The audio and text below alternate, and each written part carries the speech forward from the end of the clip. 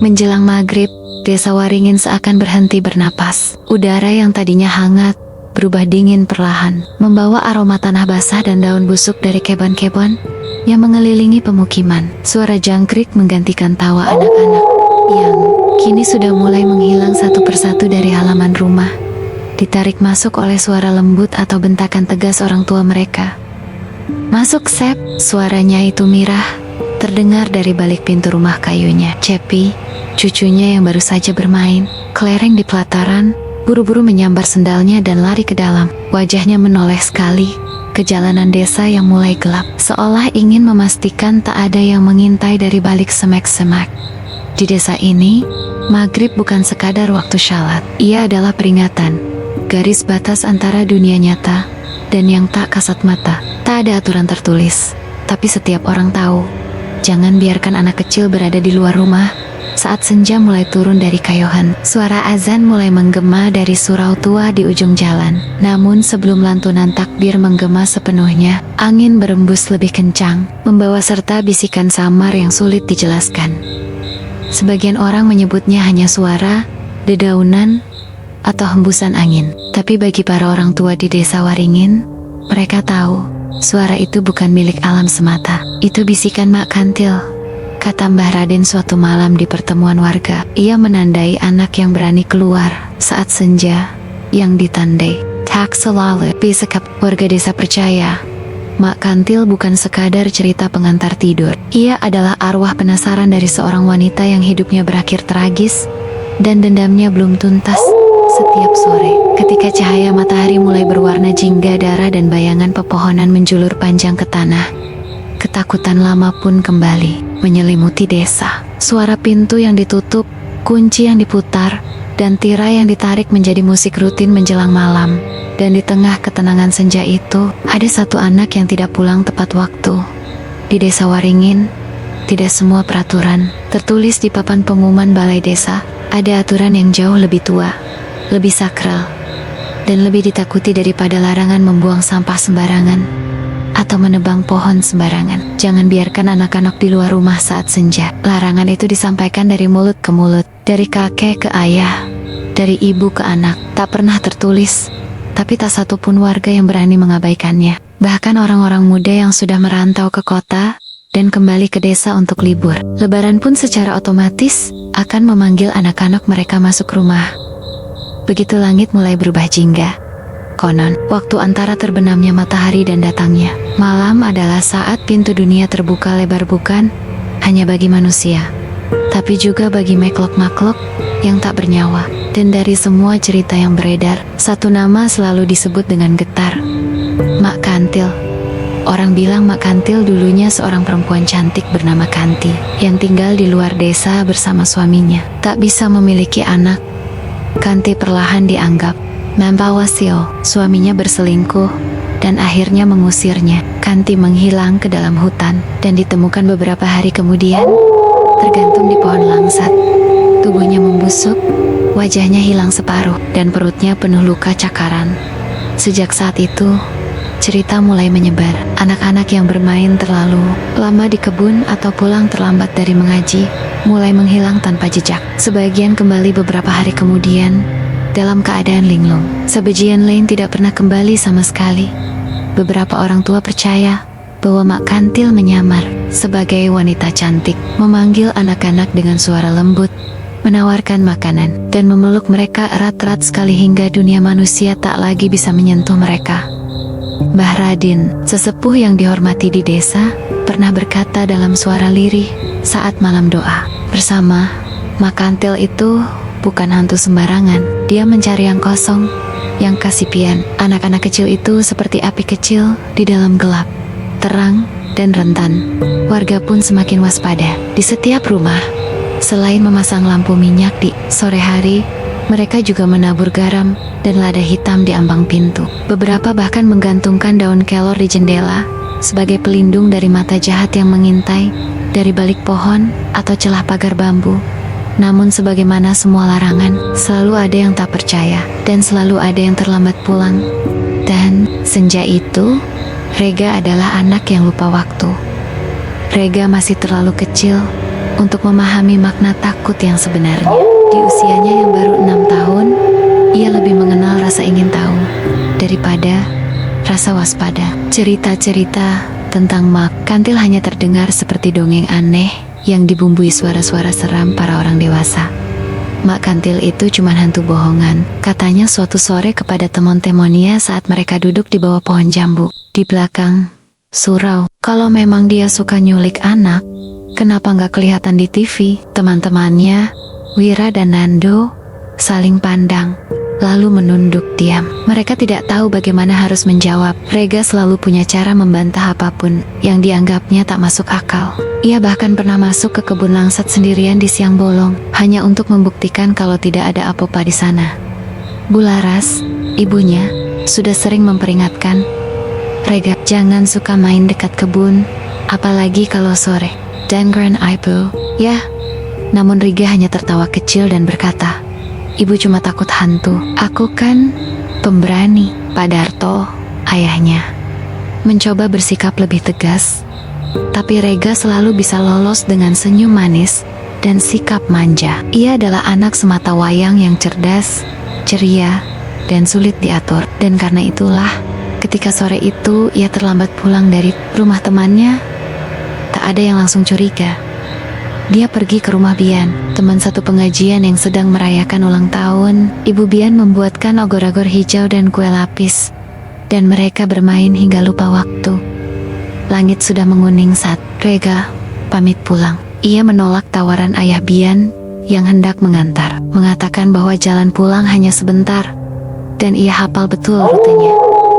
Ia mengayuh sepeda kecilnya sambil bersenandung riang, tak sadar bahwa jalanan desa sudah mulai kosong. Bayan, pohon-pohon mulai menjulur panjang, dan angin senja berembus membawa dingin yang tak biasa. Kebun langsat yang ia lewati tiba-tiba terasa berbeda, lebih sunyi, lebih gelap, bahkan suara dedaunan pun seperti menahan napas. Tapi Rega tetap tidak merasa takut. Ia hanya merasa sedikit aneh. Mungkin karena langit terlalu cepat gelap. Ia mengayuh sedikit lebih cepat hingga suara itu datang. Rega, main sama aku. Ya, suara pelan, lembut, seperti suara ibu-ibu yang mengajak bermain, tapi datang dari arah pohon langsat tua di sebelah jalan setapak. Rega menoleh, keningnya berkerut. Tidak ada siapa-siapa di sana. Ia menyangka itu hanya suara angin, tapi suara itu terdengar lagi. Rega, kamu manis sekali. Jangan buru-buru pulang. Dan untuk pertama kalinya sejak ia bisa mengingat, Rega merasakan sesuatu yang tak bisa ia jelaskan. Dingin yang menusuk sampai ke tulang. Namun rasa penasaran tetap lebih kuat dari rasa takut. Ia menghentikan sepedanya dan melirik ke arah pepohonan. Mata kecilnya berusaha mencari sumber suara. Di balik pohon langsat yang besar itu, ada seseorang. Ada sesuatu. Langit telah menggantungkan warna merah keemasan ketika Riga akhirnya berpamitan dari rumah Bian. Tawa dan kue masih tersisa di tangannya. Namun suara azan maghrib yang menggema dari kejauhan mulai menekan hatinya dengan rasa tak nyaman. Ibu pasti marah, gumamnya pelan, sambil mengayuh sepeda kecilnya menuruni jalan desa. Biasanya, anak-anak lain akan memilih memutar lewat jalan pasar atau pinggir sawah yang lebih terang dan ramai. Tapi Rega memilih jalan pintas, melewati kebun langsat. Ia pernah melewatinya siang hari, dan tidak pernah ada apa-apa. Jadi, sore ini, meski pohon-pohon mulai merapatkan cabangnya seperti tangan-tangan tua yang hendak mencengkeram, Rega tetap melaju, percaya diri. Udara di dalam kebun langsat terasa lebih pekat. Angin berhenti berembus, dan suara dunia seperti terisap diam. Tak ada burung, tak ada jangkrik, bahkan gemeretak ranting di bawah roda sepeda pun terdengar terlalu nyaring. Riga menggenggam erat setang sepeda. Ia mulai merasa seolah ada yang mengawasi, tapi ketika ia menoleh, hanya pohon-pohon tinggi dan semak liar yang tampak. Ia menelan ludah, mengayuh lebih cepat, namun tiba-tiba suara itu datang lagi. Rega, pelan saja, jangan pergi. Ia berhenti, matanya membelalak.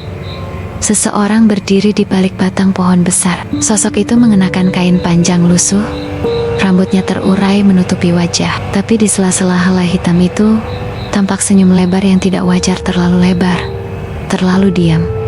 Siapa? Suara Rega tercekat. Sosok itu tak menjawab, hanya melangkah, maju dengan gerakan aneh, kaku tapi anggun. Lalu dari tangannya muncul sebuah nampan kayu kecil, berisi kue lapis dan segelas susu. Sama seperti yang disajikan di rumah Bian, tapi baunya amis tengik. Riga mengerutkan hidungnya. Kamu lapar kan? Ini enak sekali. Suaranya lembut, ibu-ibu sekali, tapi kosong, seperti suara yang dikeluarkan dari kerongkongan yang tak punya jiwa. Langit di atas kebun seolah berubah lebih cepat dari seharusnya. Senja menghitam dalam sekejap, dan cahaya tak bisa menembus sela-sela pohon. Riga panik. Ia mulai mundur perlahan, tapi tiba-tiba tubuhnya terasa berat. Sepedanya seperti menancap ke tanah, dan sosok itu, makhluk itu tiba-tiba berada tepat di hadapannya. Main sebentar saja, Riga. Biar kamu tidak sendirian. Lengan dingin itu terulur memeluk, membungkus tubuh kecil Rega yang kini menggigil dan tak mampu berteriak. Dunia berubah gelap, dan di desa Waringin, malam pun tiba tanpa kabar tentang Rega. Azan Isya berkumandang dengan sayup di kejauhan.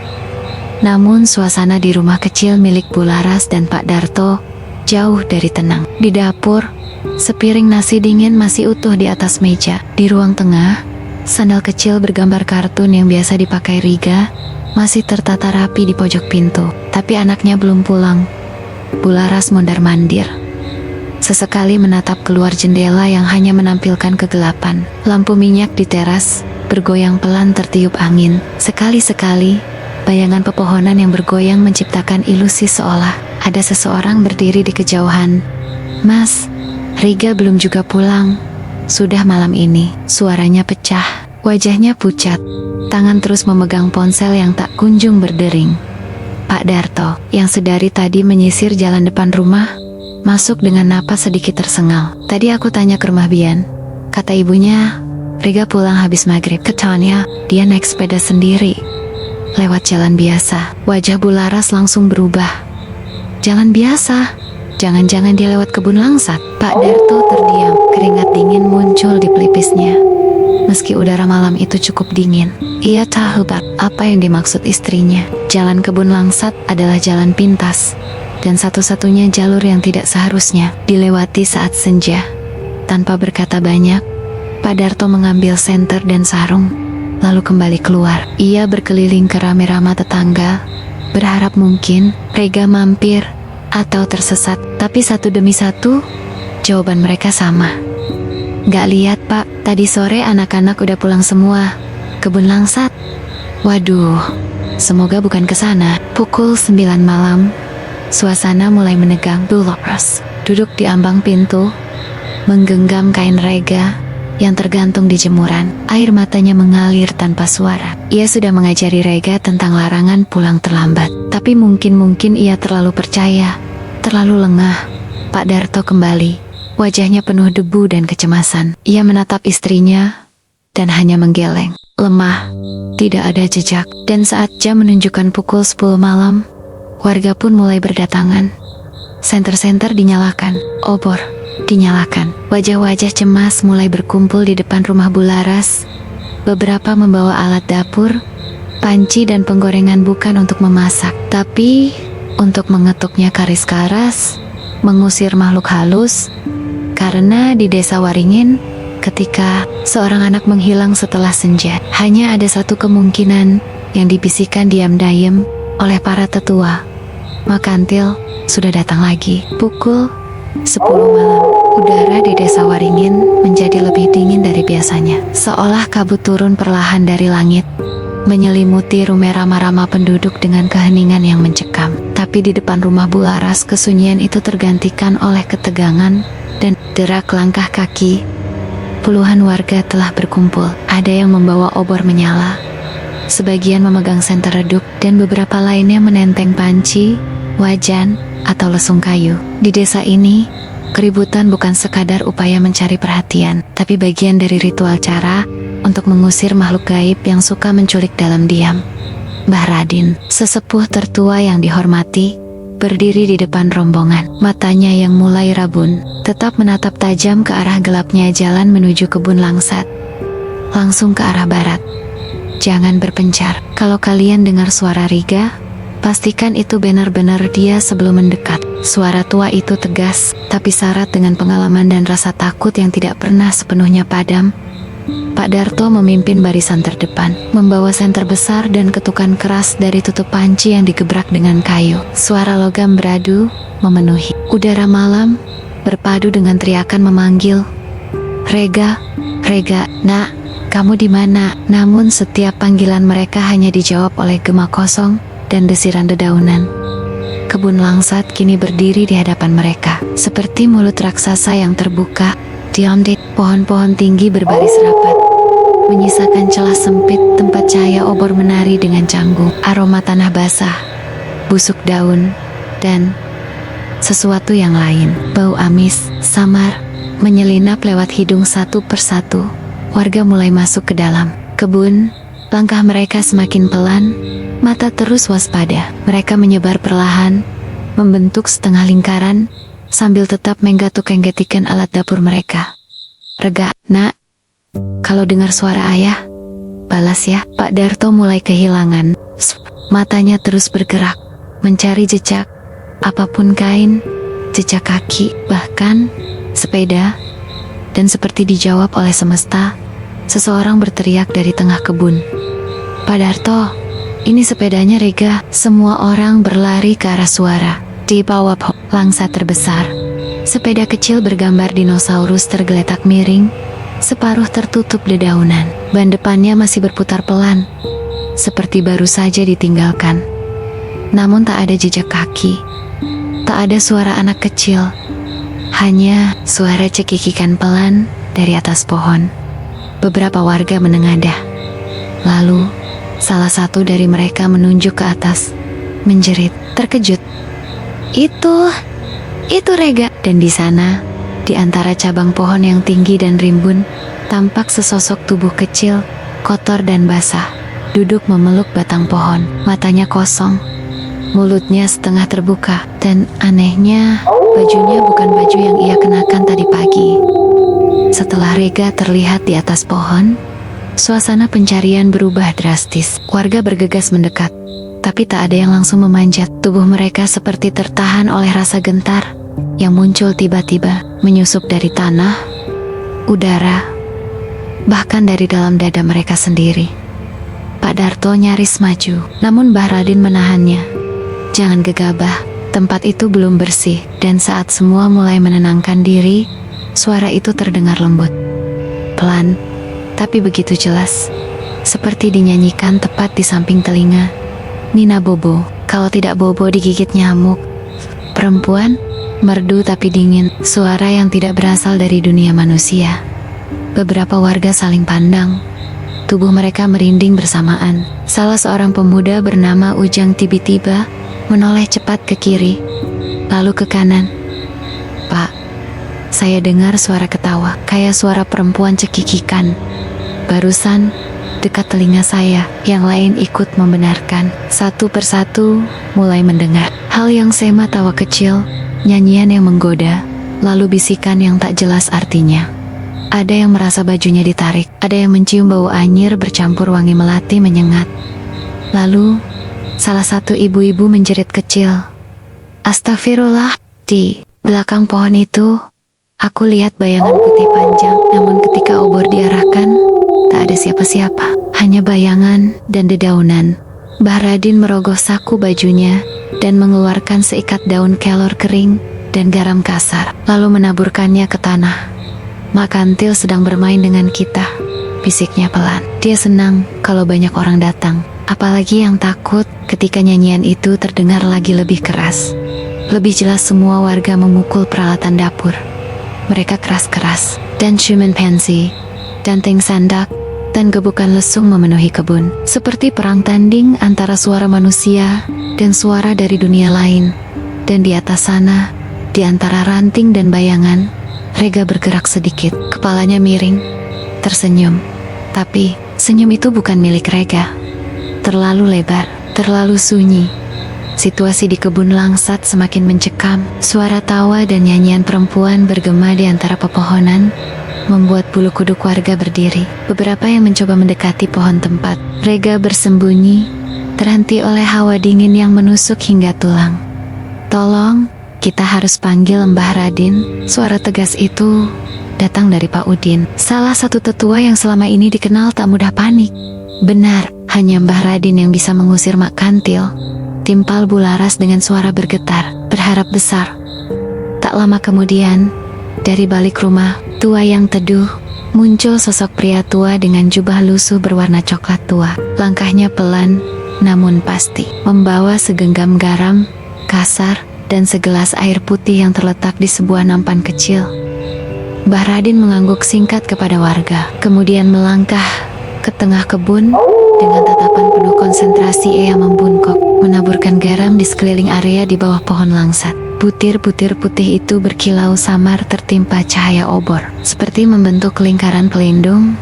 Kemudian, dengan tangan gemetar tapi penuh hikmat, ia menyiramkan air putih ke arah pepohonan, sambil mengucapkan mantra dalam bahasa kuno yang hanya dimengerti oleh sesepuh desa. Suara nyanyian dan tawa tiba-tiba menghilang, digantikan oleh hening yang memekakkan telinga. Mbah Radin lalu mengangkat tangan ke atas, memandang ke arah Rega yang masih duduk di atas cabang. "Rega, nak, turunlah. Tidak perlu takut, kami di sini untuk menolongmu." Suara sang sesepuh terdengar lembut tapi tegas. Perlahan, Rega menurunkan kakinya dan berguling ke tanah. Tubuhnya yang kotor dan lemah langsung ditangkap oleh beberapa warga yang sudah bersiap. Pak Darto menarik napas lega, memeluk anaknya erat-erat. Namun, ketika Rega mulai bercerita, ada sesuatu yang membuat semua orang semakin ngeri. Setelah Rega berhasil diturunkan dari pohon, suasana belum sepenuhnya lega. Wajahnya masih pucat, tubuhnya gemetar, dan matanya tampak kosong seperti tersesat di antara dunia nyata dan dunia lain. Mbah Radin menatap Rega dalam-dalam, lalu menghela napas panjang. "Nak, kau belum benar-benar bebas. Ada kabut gelap yang menyelubungi jiwamu, membuatmu terjebak di antara dua dunia." Warga yang mendengar perkataan itu saling pandang. Raut ketakutan makin terlihat jelas di wajah mereka. Mbah Radin berdiri dan menatap ke arah kebun langsat yang kini sunyi, namun tetap terasa berat dan menyeramkan. Mak Kantil tidak membiarkan Rega pergi begitu saja. Ia mengikat roh anak itu dengan kabut gaib supaya tetap di dalam wilayahnya. Ia mengeluarkan sebuah kantong kecil berisi garam dan mulai membagi-bagikan kepada warga. "Kalian harus mengetuk peralatan kalian, membuat keributan, dan terus memanggil nama Rega dengan suara lantang. Ini bukan hanya untuk mencari dia, tapi juga mengusir kabut hitam yang mengikatnya." Para warga pun mengangkat panci, wajan, dan sendok, mulai menggatuk-inggetikannya satu persatu. Suara dentingan besi dan logam bergema tajam di malam sunyi. Rega, nak, dengar suara ayah dan ibu, pulanglah." Dentuman itu menggema lebih keras dan intens, seperti sebuah seruan perang melawan bayangan yang menggelayuti kebun. Tiba-tiba, angin dingin berputar di antara pepohonan, membawa bisikan samar. "Jangan ganggu aku. Anak itu milikku. Dia harus tinggal bersama Mak Kantil." Suara itu membuat hati warga bergemuruh. Namun mereka terus mengetuk dan memanggil, tak gentar. Setelah beberapa saat, kabut tipis mulai mencair, dan Rega mengedip pelan. Matanya kembali bersinar meski masih terlihat lemah. Mbah Radin mengangguk pelan. "Itulah tanda bahwa kita mulai berhasil. Teruskan. Jangan berhenti." Meski suara ketukan panci dan panggilan warga menggema di kebun langsat, ketegangan belum juga hilang. Semakin malam, suasana semakin sunyi di sela-sela suara dentingan alat dapur yang terus berkumandang. Tiba-tiba, dari balik semak-semek, Pak Udin berseru lantang, "Pak Darto, lihat sini, ada sepeda Rega." Semua warga berhamburan mendekat. Di bawah sebatang pohon langsat besar, sepeda kecil bergambar dinosaurus tergeletak miring di tanah, setengah tertutup dedaunan dan tanah basah. Ban depannya masih sedikit berputar, seperti baru saja ditinggalkan oleh pemiliknya. Salah seorang ibu mulai menangis terseduh, berharap itu adalah tanda bahwa Rega tidak terlalu jauh.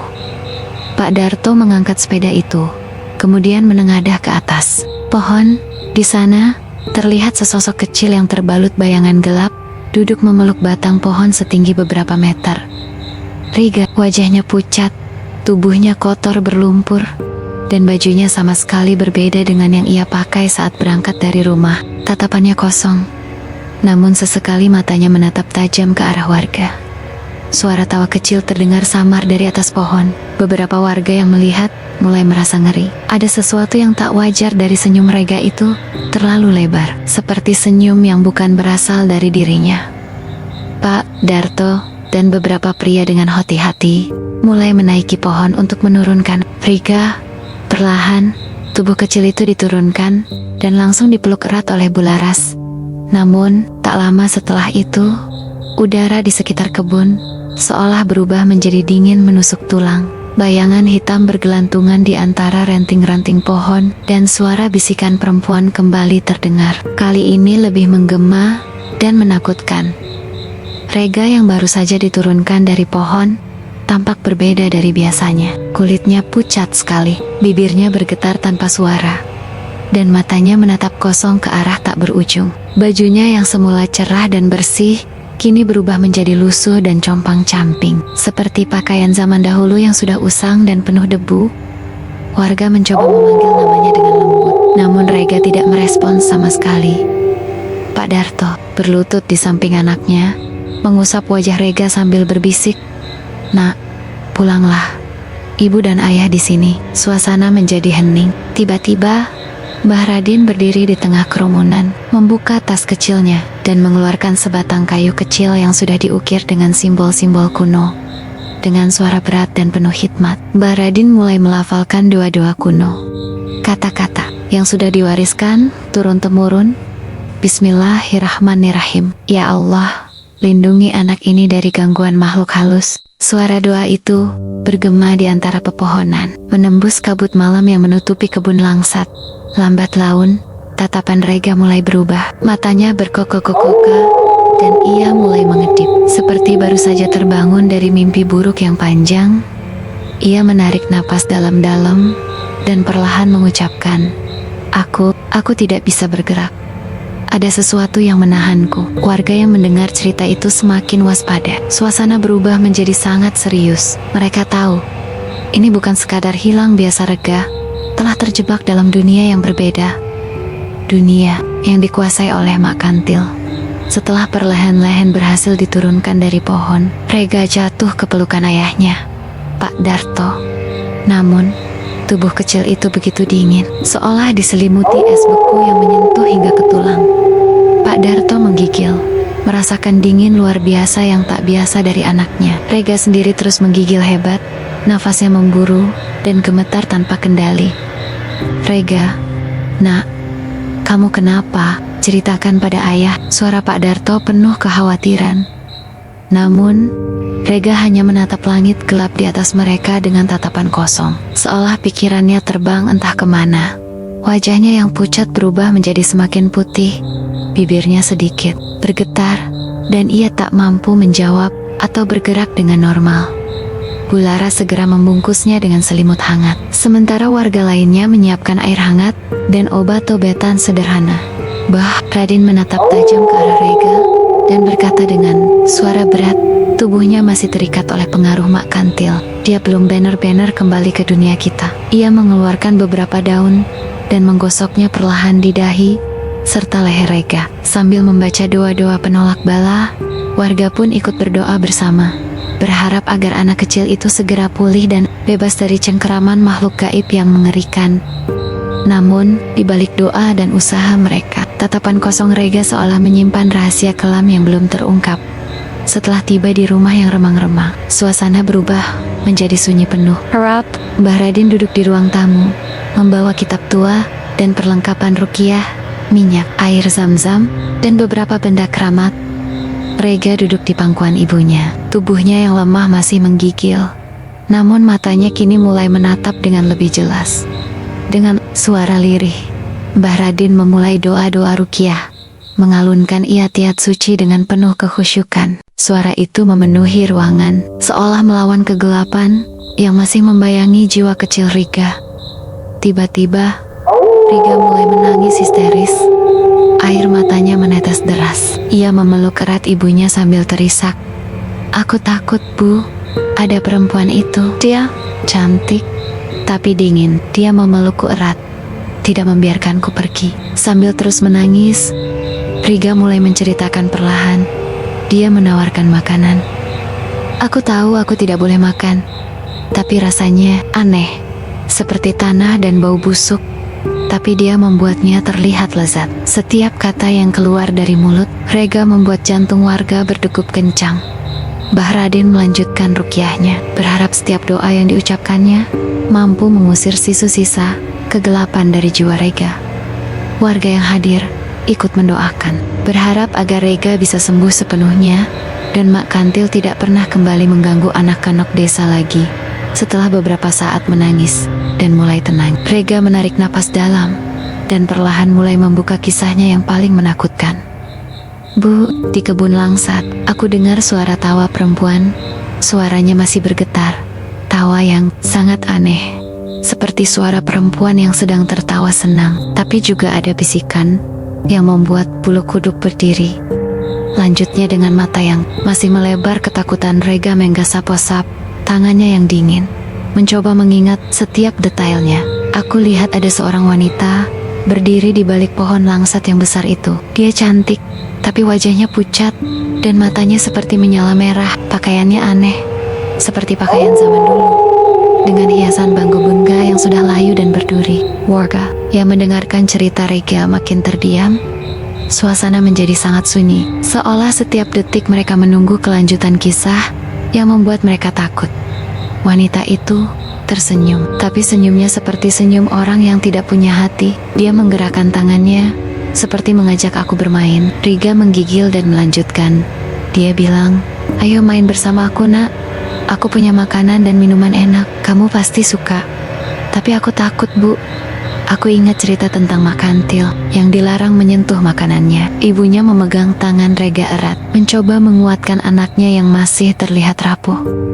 Wanita itu lalu memberiku piring berisi makanan yang terlihat lezat. Ada kue-kue manis dan minuman berwarna merah. Menyola, tapi ada sesuatu yang aneh. Saat aku mencium baunya, aku merasa jijik. Bau itu seperti kotoran, Bu. Tapi dia memaksa aku untuk makan. Riga menatap kosong ke arah jendela, seolah bayangan wanita itu masih ada di sana. Aku menolak. "Aku makan apapun." Aku bilang aku harus pulang, tapi dia malah menarik aku ke atas pohon dan memelukku sangat erat. Tubuhnya dingin sekali. Aku merasa seperti terperangkap. Mbah Raden mengangguk pelan.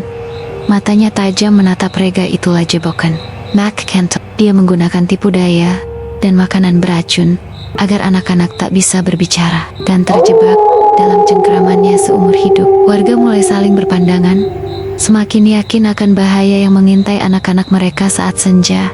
Riga menghembuskan napas panjang, namun wajahnya masih menyiratkan ketakutan mendalam. "Aku sangat takut, Bu. Aku tidak ingin ada anak lain yang mengalami seperti aku." Riga menundukkan kepala, matanya masih basah oleh air mata. Namun ia berusaha menceritakan setiap detil dengan jelas.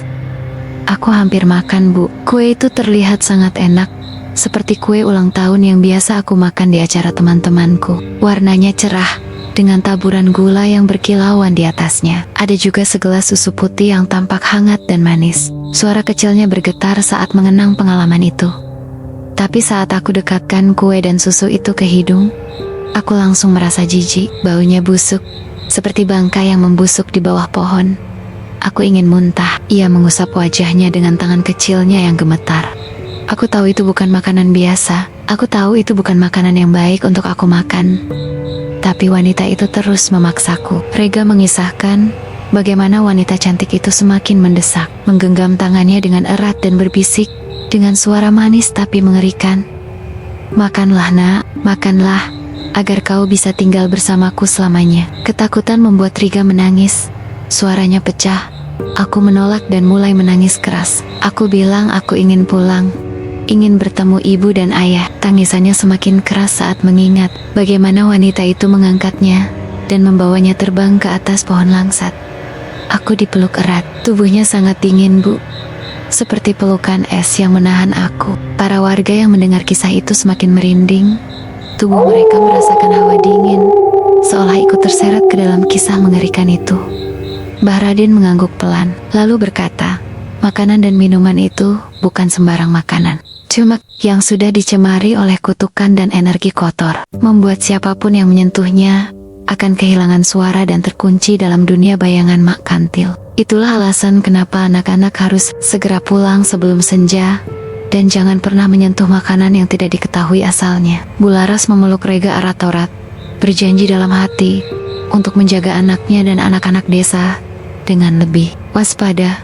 Riga menatap ibu dan bapaknya, kemudian mengusap air matanya, mencoba tersenyum meski rasa takut masih membekas dalam dadanya. Malam itu, setelah Rega bercerita tentang pengalaman menyeramkannya, Mbah Raden duduk bersila di tengah ruang tamu yang remang. Lampu minyak yang redup memantulkan bayangan besar di dinding rumah Bularas. Dengan suara berat dan penuh perasaan, Mbah Raden mulai menceritakan kisah kelam yang selama ini hanya disimpan dalam bisik-bisik warga. Desa Waringin Mak Kantil bukan hanya sekadar hantu pengganggu. Ia adalah arwah wanita yang pernah hidup di desa ini puluhan tahun lalu. Warga yang mendengarkan terdiam, menatap penuh perhatian. Namanya Oma. Dulu, Oma adalah perempuan yang hidup sederhana bersama suaminya. Namun, mereka tidak dikarunia anak. Kegundahan hati dan kesedihan membuat Oma semakin tertekan. Mbah Raden melanjutkan, suara menjadi semakin berat. Suaminya yang tak tahan dengan kesunyian dan tekanan meninggalkan Oma. Konon, suaminya membuang Oma ke sebuah hutan terlarang, jauh dari perkampungan. Di sana, kesepian dan kegilaan mulai merasuki pikirannya. Oma akhirnya mengakhiri hidupnya dengan cara tragis, menggantung diri di pohon langsat yang kini dikenal angker itu. Wajah warga berubah pilu dan ngeri. Namun, arwahnya tak tenang. Kerinduan akan anak yang tak pernah dimilikinya berubah menjadi dendam. Ia kemudian menjadi Mak Kantil, sosok yang menculik anak-anak kecil sebagai pengganti anak kandungnya. Raden menunduk, kemudian mengangkat wajah dengan tatapan serius.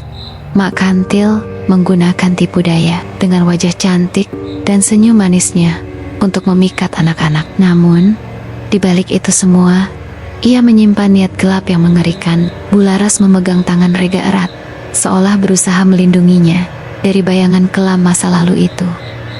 Inilah sebabnya warga desa membuat aturan agar anak-anak pulang sebelum senja, dan setiap malam Jumat kita mengadakan pengajian bersama agar arwah Oma bisa damai dan tak lagi mengganggu. Warga mengangguk penuh pengertian, sadar bahwa kisah itu bukan sekadar legenda kosong, tapi kenyataan yang pernah dan mungkin akan terus menghantui desa mereka.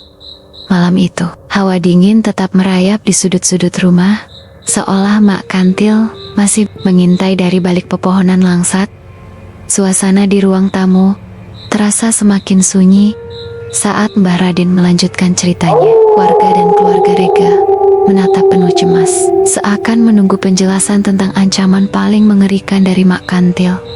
Dengan suara pelan tapi tegas, Mbah Raden berkata, anak-anak yang berhasil diculik Mak Kantil tidak hanya hilang seketika. Mereka dibawa ke dunia gaib, di mana arwah itu memberinya makanan dan minuman. Ia berhenti sejenak, menatap wajah Riga yang masih pucat dan menggigil.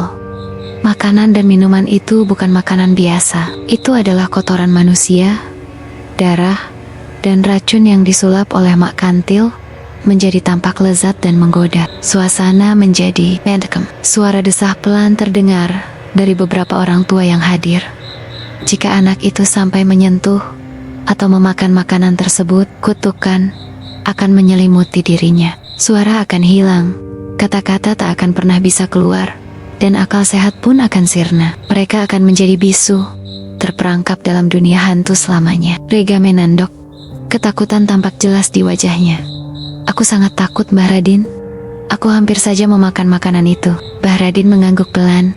Itulah mengapa kau harus selalu waspada, dan mengapa aturan pulang sebelum maghrib sangat penting. Karena Mak Kantil hanya berani muncul saat senja, ketika batas antara dunia nyata dan dunia gaib mulai menipis. Bu, Laras menggenggam tangan Rega erat-erat, berjanji dalam hati untuk menjaga anaknya lebih ketat dan memastikan tidak ada lagi anak-anak yang menjadi korban. Kita harus selalu berdoa, selalu waspada, dan menjaga anak-anak kita dari bahaya makhluk seperti Mak Kantil, Malamet. Doa-doa terpanjat bersama harapan bahwa desa Waringin bisa bebas dari bayang-bayang, kutukan dan kegelapan yang selama ini menyelimuti mereka. Sejak malam itu, suasana di rumah Bularas tak pernah sama lagi. Wajah ceria Riga yang dulu selalu ceria berubah menjadi muram, penuh ketakutan yang sulit dijelaskan. Setiap kali senja mulai turun, matanya menjadi kosong, dan ia akan merapat erat pada ibunya, seolah ingin berlindung dari bayangan yang hanya bisa ia lihat sendiri. "Bu, jangan biarkan aku keluar saat matahari mulai tenggelam," katanya dengan suara kecil yang bergetar. Seringkali Riga mengalami mimpi buruk. Ia mengigau dengan suara pelan, berbicara tentang pelukan dingin yang menahannya di pohon langsat, dan suara nyanyian perempuan yang lembut tapi menyeramkan. "Lagu itu seperti bisikan angin yang menyayat hati, Bu," katanya suatu malam. Suaranya nyaris tak terdengar. Suatu malam, Bularas terbangun oleh suara Riga yang mengigau keras. "Jangan pergi, jangan tinggalkan aku. Peluk aku." Ibunya segera membelai kepala kecil itu dan membisikkan doa-doa perlindungan agar Riga bisa tenang dan merasa aman. Warga desa yang tahu keadaan Riga mulai waspada. Beberapa tetangga mengajak Bularas untuk membawa Riga ke Mbah Radin secara rutin agar jiwa kecilnya tidak semakin terseret ke dalam kegelapan. Anak itu butuh waktu dan doa yang banyak. "Bu, trauma ini bisa sangat dalam jika dibiarkan," kata salah satu tetangga dengan nada prihatin. Malam-malam Riga pun dipenuhi doa dan dizikir dari keluarga dan tetangga. Meski perlahan Riga mulai tampak membaik, bayang-bayang Mak Kantil masih menghantui ketenangan hatinya. Namun, Bularas tak pernah menyerah. Ia bertekad menjaga Riga dan anak-anak desa lain dari ancaman yang selama ini hanya dianggap cerita kosong. Tapi kini, sudah menjadi kenyataan yang menakutkan. Kejadian yang menimpa Riga menjadi titik balik bagi seluruh warga desa Waringin. Rasa takut dan kehilangan hampir merenggut kedamaian mereka, membuat mereka sadar bahwa tindakan nyata harus segera diambil. Sejak itu, aturan di desa menjadi jauh lebih ketat. Anak-anak harus sudah masuk rumah sebelum matahari terbenam. Tidak ada yang boleh bermain atau berkeliaran di luar saat senja, tegas Pak Darto, kepala dusun, dalam rapat kecil bersama warga. Tak hanya itu, kebun langsat yang selama ini menjadi jalur pulang anak-anak, kini diberi pagar sederhana dari tali ijuk yang diikat melintang dan dikelilingi oleh barisan garam yang dipercaya bisa mengusir makhluk halus. Pagar dan garam ini bukan hanya sebagai penghalang fisik, tapi juga sebagai perlindungan spiritual. Jelas Mbah Radin saat membantu memasang pagar tersebut bersama warga lain. Setiap pintu rumah di desa pun mulai dipasang kelambu dan tirai khusus yang menurut kepercayaan warga mampu menahan gangguan makhluk gaib saat malam. Anak-anak diwajibkan selalu ditemani orang tua atau saudara yang lebih tua ketika keluar rumah jika masih belum waktu pulang. Selain itu, setiap malam Jumat, warga desa berkumpul di balai desa untuk mengadakan pengajian dan doa bersama, memohon perlindungan serta ketenangan bagi arwah omah yang menjadi Mak Kantil. Ini bukan hanya soal menjaga anak-anak kita, tapi juga soal mengembalikan kedamaian dan ketentraman desa, kata Bulut dengan suara tegas namun penuh harapan. Semangat kebersamaan dan kewaspadaan menjadi benteng kuat melawan kegelapan yang selama ini mengintai dari balik pohon langsat. Desa Waringin mulai merasakan perubahan. Suasana menjadi lebih aman, meskipun bayangan Mak Kantil masih membayang di sudut hati setiap warga.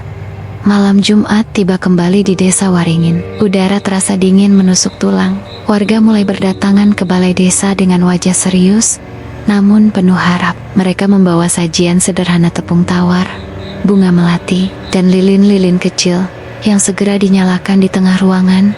Di tengah cahaya temaram, Mbah Radin berdiri menghadap warga, mengangkat tangan ke langit-langit kayu balai desa, memulai doa dengan suara lembut yang bergema menembus keheningan malam. Ya Allah, Ya Rahman, Ya Rahim, limpahkanlah ketenangan kepada jiwa yang tersesat ini, jiwa Mak Kantil, omah yang dulu terluka dan kini terpenjara dalam kesedihan dan amarah. Berikanlah dia cahaya dan kedamaian agar ia dapat kembali ke tempat semestinya. Warga ikut bergabung, membaca doa bersama, berharap kekuatan doa mampu menghapus dendam yang menghantui desa. Rika kini duduk di pangkuan ibunya, menundukkan kepala. Meskipun trauma belum sepenuhnya hilang, ia mulai belajar menerima dan berharap. Ikut mendoakan agar Mak Kantil berhenti mengganggu.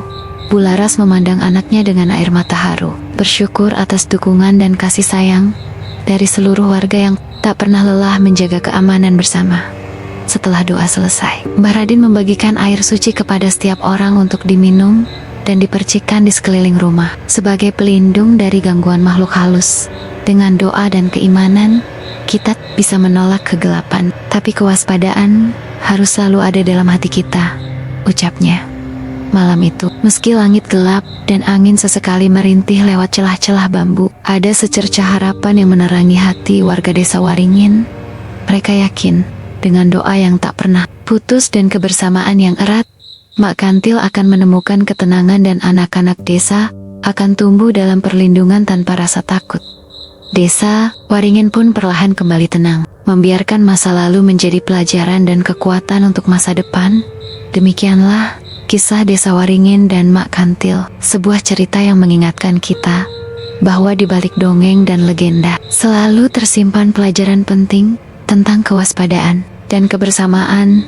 Kita diajarkan untuk tidak mengabaikan peringatan dan aturan yang dibuat demi keselamatan bersama, terutama dalam menjaga anak-anak kita dari bahaya yang mungkin tak terlihat.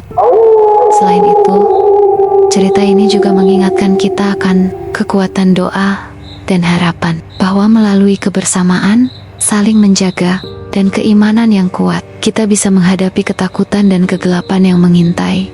Jangan pernah meremehkan cerita nenek moyang atau peringatan yang turun-temurun, karena seringkali ada kebenaran dan hikmah yang tersembunyi di dalamnya. Dan yang terpenting, jagalah selalu anak-anak kita dengan kasih sayang dan perhatian, karena mereka adalah cahaya masa depan yang harus kita lindungi dari segala ancaman, nyata maupun gaib. Terima kasih sudah mendengarkan. Semoga cerita ini memberikan pelajaran dan kewaspadaan bagi kita semua.